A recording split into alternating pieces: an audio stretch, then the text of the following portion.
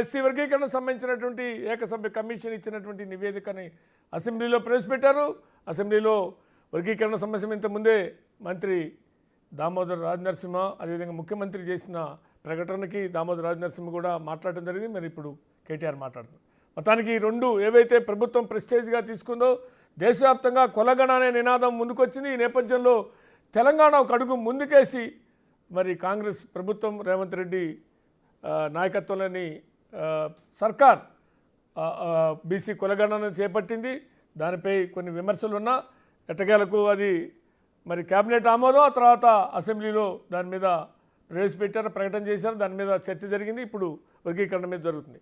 మరి రేపు భవిష్యత్తులో ఈ రెండు అంశాలు ఏ రకమైనటువంటి మార్గంలో ప్రభుత్వం తీసుకుపోతుంది, మరి వచ్చినటువంటి సర్వే రిపోర్ట్ ఆధారంగా జనాభా దామాషా పద్ధతిలో మరి ఉద్యోగ ఉపాధి అవకాశాల్లో ఆ రకమైనటువంటి రిజర్వేషన్ స్థానిక సంస్థ ఎన్నికల్లో రిజర్వేషన్ కల్పిస్తారా, సాధ్యమా, చట్టాలు ఏం చెబుతున్నాయి, మరి దీని మీద రేపు భవిష్యత్తులో న్యాయపరమైన చిక్కులు వచ్చే అవకాశం ఏమైనా ఉందా అనే అంశం ఒకటైతే, ఇక ఎస్సీ వర్గీకరణ సుప్రీంకోర్టు రాష్ట్రాలు చేసుకోవచ్చు అనేటువంటి తీర్పు నేపథ్యంలో ప్రభుత్వం మరి ఒక అడుగు ముందుకేసింది. దేశంలో మొట్టమొదటిగా ఆ విషయంలో కూడా అటు కులగణ విషయం కానీ ఇటు ఎస్సీ వర్గీకరణ కానీ దేశంలో తొలి అడుగు వేసినటువంటి ప్రభుత్వంగా మరి చరిత్రలో తెలంగాణ ప్రభుత్వం, కాంగ్రెస్ ప్రభుత్వం, ముఖ్యమంత్రి రేవంత్ రెడ్డికి ఆ ఘనత దక్కే అవకాశం ఉన్నాయి. అయితే అంతటితో ఇళ్ళకన్నా పండగ కాదంటగా భవిష్యత్తులో ఏ రకమైనటువంటి సమస్యలు, భవిష్యత్తులో ఏ రకమైనటువంటి న్యాయపరమైన చిక్కులు,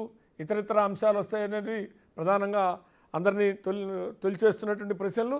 ఇదే వాళ్ళ మన టాపిక్లోకి వెళ్దాం. అంతకన్నా ముందు ఆ వివరాలు ఒకసారి చూద్దాం.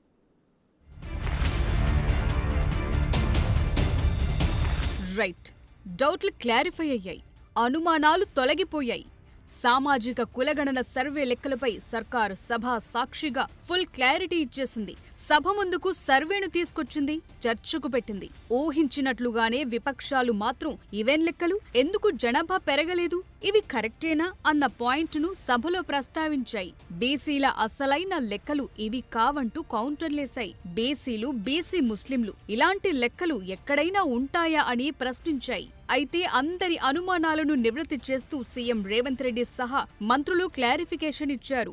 అవసరమైన సందర్భాల్లో కౌంటర్లు కూడా వేశారు. జనాభా ప్రతి ఏటా 1% మాత్రమే పెరుగుతుందని, విపరీతంగా పెరిగే ఛాన్స్ లేదని స్పష్టత ఇచ్చారు.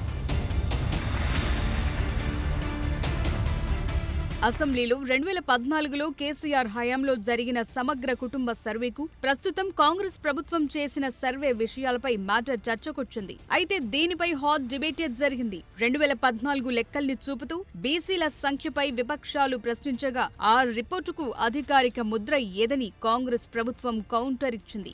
సభలో పెట్టకుండా ఎంసీహెచ్ఆర్డీ వెబ్సైట్లో పెట్టడంపై సీఎం రేవంత్ ప్రశ్నించారు.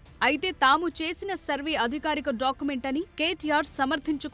అదే సమయంలో ఊరు పేరు తెలియని వ్యక్తులతో సర్వే చేయించడం కరెక్టా అని సీఎం రేవంత్ కౌంటర్ ఇచ్చారు. లిమ్కా బుక్ రికార్డుల కోసమే సర్వే చేశారన్నారు. వారంటారు అధ్యక్ష, బీసీల సంఖ్య అందులో ఎంత అని. ఎస్, ఆనాడు బీసీల సంఖ్య సమగ్ర కుటుంబ సర్వే ప్రకారం 1,85,61,856, 51%. 51% బీసీలు ప్లస్ అది కాకుండా ముస్లిం సామాజిక వర్గంలో ఉండే బీసీలను కూడా కలుపుకుంటే 10%. మొత్తం ఆనాడు సమగ్ర కుటుంబ సర్వే ప్రకారం రాష్ట్రంలో బీసీల సంఖ్య 61%. ఈరోజు రాష్ట్ర వ్యాప్తంగా మేము మాట్లాడడం కాదు అధ్యక్ష, ఇక్కడ మా శ్రీనివాస్ యాదవ్ గారు కరెక్ట్గా చెప్పినారు. మీ కాంగ్రెస్ పార్టీ ఎమ్మెల్సీ చెప్తున్నాడు బయట. అధ్యక్ష, ఇప్పుడు ఈ డాక్యుమెంట్ ఏదైతే ఉందో ఇది అఫీషియల్ వెబ్సైట్లో లేదు అధ్యక్ష. తెలంగాణకు ఉన్నది టీజీ ఆన్లైన్ వెబ్సైట్ అధ్యక్ష. ఇందులో ఎస్కేఎస్ రిపోర్ట్ లేదు. ఎస్కేఎస్కు ఎన్ఐసి ఐటీ పార్ట్నర్ అధ్యక్ష.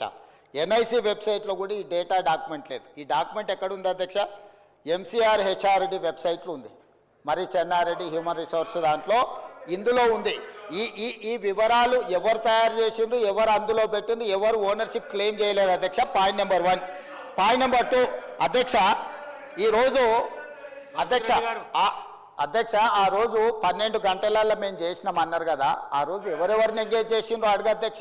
ప్రభుత్వం మీద నమ్మకం లేదని ప్రధాన ప్రతిపక్ష నాయకుడు ప్రభుత్వం మీద, ప్రజాస్వామ్యం మీద నమ్మకం లేదని సభలకు రాకపోను వచ్చిన ఆయన ప్రత్యేకించి మాట్లాడుతుంటే నేను ఒక్కటే మాట చెప్పదలుచుకున్నాను అధ్యక్ష. దయచేసి తమరికి విజ్ఞప్తి చేస్తున్నా, ఈ సర్వేలో పాల్గొన్న వాళ్ళను మీరు శిక్షించాలి.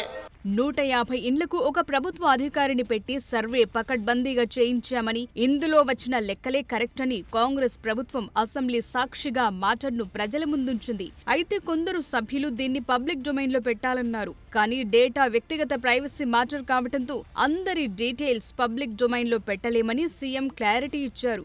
సో ఎన్ని డౌట్లుంటే అన్నిటినీ సభ సాక్షిగా క్లియర్ చేసే ప్రయత్నం ప్రభుత్వం చేసింది. అసెంబ్లీని ప్రత్యేకంగా సమావేశపరచడంలో బిల్ తెచ్చి బీసీలకు మేలు చేసే నిర్ణయం తీసుకుంటారనుకున్నామని కేటీఆర్ అన్నారు.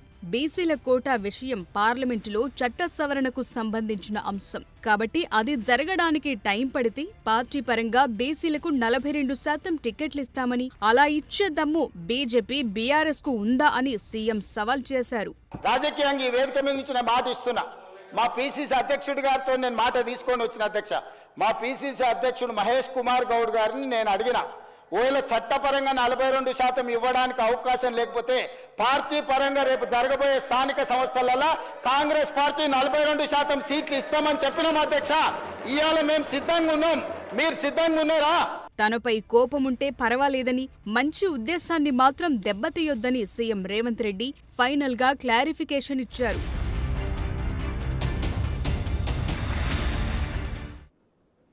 ఇక ఇదే అంశంపై మనతో